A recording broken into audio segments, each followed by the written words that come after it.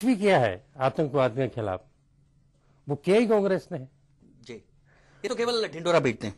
नहीं, बीजेपी कुछ कह के तो बताया ना, शुक्ला जी बैठे हैं, आपकी पार्टी करती नहीं है, केवल ढोल पीटती है। आप ये देखिए, ऐसा है, सबसे बड़ी आतंकवाद के खिलाफ अपने देश की ताकत के लिए परमाणु का जो परीक्षण हुआ, उससे बड़ा देश का स्वाभिमान बढ़ा, सम्मान बढ़ा।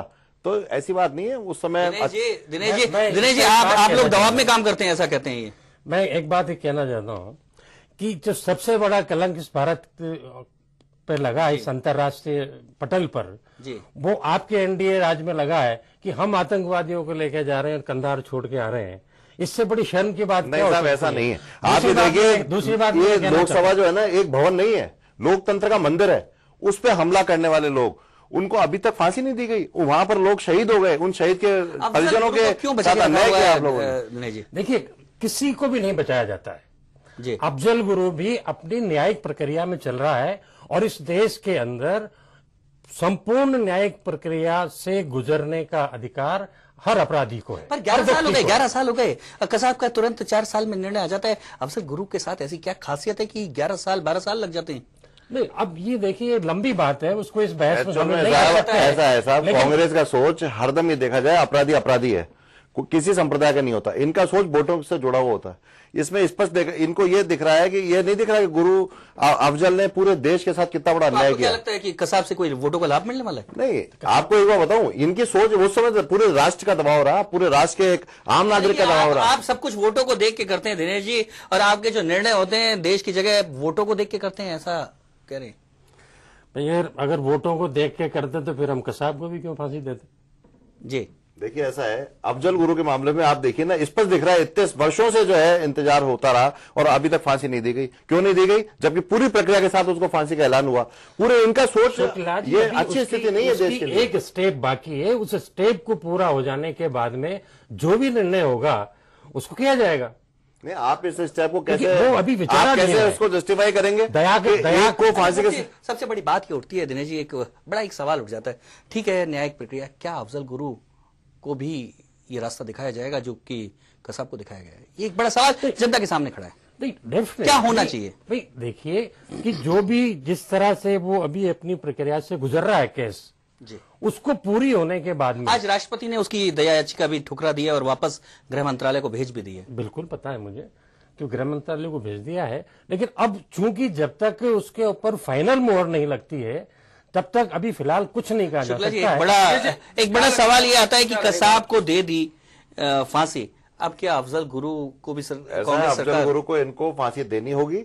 आम जनता की भावना है, न्याय की इच्छा है, इनको किसी भी स्थिति में अफजल गुरु की फांसी को ये रोक नहीं सकते। आप ये देखिए कि अफजल गुरु को फांसी देना ये कोई एहसान नहीं कर रहे देश के लोगों पर। ये आप उन शहीदों की स्थिति देखिए जिन्होंने देश के लिए अपने प्राण दे दिए। आप उन लोकतंत्र पर प्रहार किया, कोई एहसान नहीं किया। मैं शुक्ला जी से पूछना चाहता हूं कि फांसी देनी पड़ेगी, ऐसा करना पड़ेगा, तो डेफिनेट वो तो जो कानून अपना काम कर रहा है, कोई भारतीय जनता पार्टी के कहने पर दबाव से पार्टी का है। फिर अब क्या करेंगे? अब फैसला क्या रहेगा? रुख क्या रहेगा? क्या आतंक को इसी तरह से करारा जवाब दिया जाएगा? देखिए साहब, ऐसा है कि जहां तक आतंक की बात है कि कांग्रेस आतंक के खिलाफ है और जितनी शहादत आतंक के लिए कांग्रेस ने दी है, चाहे वो महात्मा गांधी की शहादत को आप ले लीजिए, चाहे आप इंदिरा गांधी की शहादत को ले लीजिए, चाहे आप राजीव गांधी जी की शहादत को ले लीजिए, चाहे आप सरदार बेंत सिंह जी की शहादत को ले लीजिए, तो हमने तो इस आतंकवाद को भुगता है।